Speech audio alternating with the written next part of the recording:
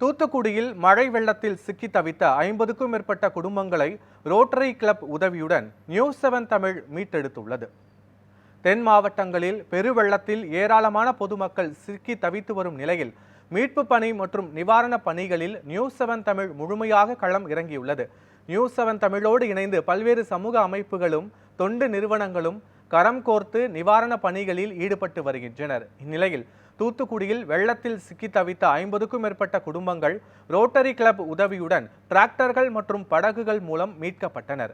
கொட்டும் மழையிலும் தங்களை மீட்டு வந்த நியூஸ் 7 தமிழுக்கும் ரோட்டரி கிளப்பிற்கும் அவர்கள் நன்றி தெரிவித்தனர்.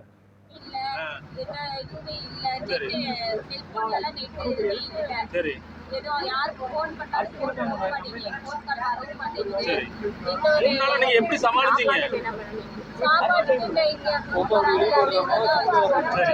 அரசாங்கத்து மூலமா உங்களுக்கு என்னென்ன உதவி எல்லாம் கிடைச்சது? சரி, கொடுத்தாங்க.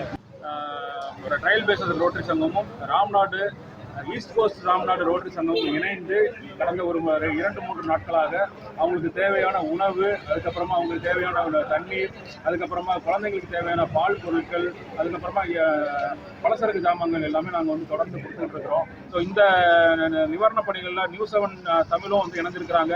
ஸோ அவங்களுக்கு எங்களோட நன்றியை தெரிவித்துக் கொள்கிறேன்.